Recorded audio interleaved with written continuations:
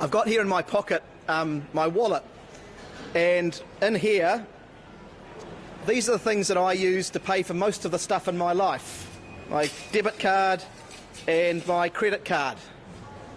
These are the things that most normal people use to pay for the stuff in their lives. Nearly everything that I buy, that's what I use. But when I use public transport at the moment, I've got a whole special, additional, extra thing that I carry around in my wallet. And that works for me at home when I'm here in Auckland, but it doesn't work for me when I go down to work in Wellington or when I was on my family holiday in Christchurch a couple of months ago and we had to rock up to the Christchurch station there. We all had to get new cards for myself, my wife and my kids. What we are celebrating and acknowledging today is the next step on a journey that's about fixing that. Public transport has to be about public service. It has to be about making public transport as efficient, as frequent, as reliable and as easy to use as possible for the public. It's not about us as the government, it's not about councils, it's not about operators, it is about a system that works for the public. Oh, how do you pay for your public transport? Hopcard, Snapper, Metro, Cash, or the way you might do it in the not-so-distant future could be about to change. Wilson Longhurst is with us for more. What's happening? Morning, Melissa. Hot off the press from the Transport Minister this morning. He's just made this announcement down at Britomart. It's been a very long time in the making. This is called the National Ticketing Solution, which has been in process since 2016. There have been long delays. COVID, of course, is one of them that you can imagine. But the government has just announced this morning that it is forging ahead with its national ticketing solution. So what is going to be made available now is using your debit card or PayWave to pay for any public transport anywhere across the country, as well as a single card. So at the moment, you've got things like your AT Hop for Auckland, you've got a B card for pretty much anywhere in the country that isn't Auckland, Wellington or Christchurch. So this is Bay of Plenty, Hawke's Bay, Nelson, that sort of thing. So what the government has announced is that these are all going to be zhuzhed into one. Cash is probably going to go away too. But what they've done is a lot of research has obviously gone into this in time. Earlier last year, they did some statistics to try and get this going and give them some insight. So 84% of people use smart cards in public transport right across the country. That's much higher for people in our major cities that all have their own cards. AT Hop for Auckland, 93% of Aucklanders use that. Metro in Christchurch, 90%, and 84% for Snapper in Wellington. 23% of people, though, use cash sometimes, which is interesting and shows there's some demand still for other methods like prepaid cards, other than the prepaid cards, so for people to be able to use their EFTPOS card. Those numbers, though, don't all add up because people use multiple payment methods. 17% of people in the survey also used single-use or prepaid tickets, and the other 6% used super gold cards. So taking all of that information, the government also, in this survey, Waka Kotahi and the government paid for this research to be done. They also looked at people's preferred option, what they were most likely to use. This is interesting because it shows quite a split. 48% of people said a nationwide transit card, like the one announced today, used anywhere and everywhere was their preferred option. Other people, though, said contactless payment was theirs, and that was still quite a high percentage of people, 41%, and the rest wanted a single-use ticket with a QR code, which wasn't too many people. So I think what we've seen is the government kind of land in the middle. Yeah. But make it preferred option for everyone. Even the people who said in that data there, some of them said that they would use both. This is great for me to say that I've just recently been to London, and one of the main stories that I've told people away from the work side was that when you go on the tube now, you can pay with your credit card. Yes. And then I was like, somebody was like, Melissa, you can just use your phone. Yes. And then I was just tapping with my phone. Yes. I could not believe it. So it's completely life-changing. Of course, the hope for all of this is to make public transport more accessible for everyone, make it easier. You're not searching for a blimmin' car. Get people off the roads and bring down our emissions as well by getting more people on public transport. You're all about it. I know it's a you win-win-win. In terms of this being rolled out, Canterbury is the first region that is going to be doing it. It's going to take a bit of time to get there. 2024 is when they plan to begin rolling this out in a kind of regional approach. So slowly but surely things are happening and we're catching up with the rest of the world. We are indeed. Ngā thanks, Wilson.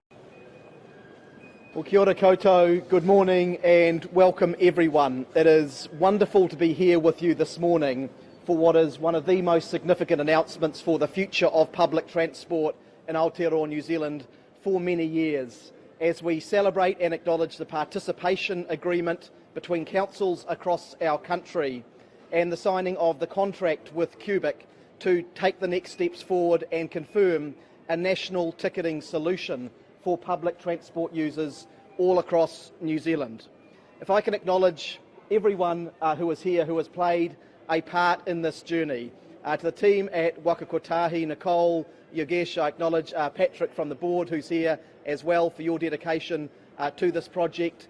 Our partners across local government, and we have representatives here from Auckland, Wellington and Christchurch who have worked together with us to make this happen. And of course, Jeff, if I can acknowledge and welcome you and your team from Cubic. It's wonderful to have you here and to reach this milestone. I've got here in my pocket my wallet, and in here, these are the things that I use to pay for most of the stuff in my life. My debit card and my credit card. These are the things that most normal people use to pay for the stuff in their lives. Nearly everything that I buy, that's what I use. But when I use public transport at the moment, I've got a whole special, additional, extra thing that I carry around in my wallet. And that works for me at home when I'm here in Auckland, but it doesn't work for me when I go down to work in Wellington or when I was on my family holiday in Christchurch a couple of months ago and we had to rock up to the Christchurch station there. We all had to get new cards, myself, my wife and my kids. What we are celebrating and acknowledging today is the next step on a journey that's about fixing that. Public transport has to be about public service. It has to be about making public transport as efficient, as frequent, as reliable and as easy to use as possible for the public. It's not about us as the government, it's not about councils, it's not about operators, it is about a system that works for the public. And the national ticketing solution is a key part of that solution. Being able to use a contactless debit or credit card or an online payment solution, as we use for most of our other purchases in our normal lives. I do note there will be effectively a backup public transport transit card for people who still need that solution. So we will make sure that everyone has access to public transport, but for most people it will be easier than it has ever been before. This announcement is part of our government's broader commitment to public transport. There has never been a government which has invested more in public transport than this government, whether it is in the infrastructure that is going in around the country, whether it is in the Transport Choices package, a $350 million package that we'll be confirming the details of soon to provide better public transport, better walking and cycling in towns and cities around New Zealand, and whether it's around the work that we are doing to make sure that bus drivers have good pay and conditions to keep our services going, which again will be subject to an announcement shortly as well. We remain committed to public transport as a key part of addressing the climate emergency and getting more people into low carbon ways of moving around our towns and cities. This, today, is a big part of that progress that we can and we will make. Again, I thank everyone for their contribution to this project, and I look forward to the signing ceremony very shortly. Nō reira, tēnā koutou, tēnā koutou, tēnā tātou katoa. The way we pay for local public transport is about to change big time with the introduction of a national ticketing service. Regional transport cards will be scrapped, which means you'll be able to pay for your fare with the same card whether you're in Invercargill or Whangarei. But as Ashley Yates explains, it's not expected to be operational for quite a while. A public transport network. This is a 3-carriage train. Finally arriving into the 21st century. One of the most significant announcements for the future of public transport in Aotearoa, New Zealand for many years. No matter where you are in the country, if you're taking a train, ferry or bus, passengers will be able to use a contactless debit or credit card, digital payment methods like Apple Pay, or a nationwide prepaid transport card. It also enables the public to automatically get the best fare. We will be able to have a system where councils can make decisions about their offering, about things like daily or weekly or monthly fare caps. The system replaces regional transit cards like HOP, Metro and Snapper. Sometimes using the card is a bit frustrating, especially for when I've got family coming in from out of the city. They don't have one. I think that's good. More options to pay makes it more accessible. But sorry folks, you're going to have to wait a while. It will be rolled out in Canterbury first in 2024 and the system will be in place across the country by 2026. The time it's going to take to bring in is very, very frustrating. We'll probably change our camp. Something like this and to have it go wrong. With the hope it will increase patronage, ease the stress and the last-minute fumble in the handbag to find that all-important transport card. Ashley Yates, Newshub. Well, Ashley Yates is with us now. And so, Ashley, how much is this all going to cost? Michael, the project has been given an allocation of $1.3 billion over the next 15 years. The Transport Minister said, though, he doesn't foresee councils raising fares because of this. If you did want to get your hand on that new national transport card, officials wouldn't say whether you would have to pay for this. However, they did confirm that the balance on your current card could be transferred over to this one. The government says that this system will give them better data about public transport usage across the country, which will enable them to make better decisions when it comes to public transport going forward. Ashley Yates live in central Auckland. Thanks very much for the update. Liz Truss has just become the shortest serving Prime Minister in UK history, resigning after just 45 turbulent days. Lettuce in a blonde wig that had been trying to outlast her as Prime Minister. Welcome to British politics. Things got pretty crazy and chaotic. Tonight for public transport users who will eventually be able to pay fares with their bank cards and phones. The single nationwide system has been years in the making and will cost more than $1 billion over the next 15 years. And as Kim Baker-Wilson reports, it's hoped services will be more accessible. Tag on, tag off. It's great, thank you. Great, but could be even better. These are the things that I use to pay for most of the stuff in my life. My debit card and my credit card. But when I use public transport at the moment, I've got a whole special, additional, extra thing. In Auckland, the AT Hop card, Snapper. In Wellington, Metro card. In Christchurch, the B card elsewhere. We're just down in Christchurch recently and they've got a different system down there. You've got to go and buy a different card and stuff. It's such a nuisance having to get a different card each city you go to. Now the deal's signed for a single system everywhere. And that takes time and it involves other groups, Māori, iwi, and this is us together as a nation taking this forward. The real impact is what impacts does this have for users of public transport and how easy will that be for that transition? A transition with a long road ahead. All right, Kim, the big question, when are these big changes set to happen?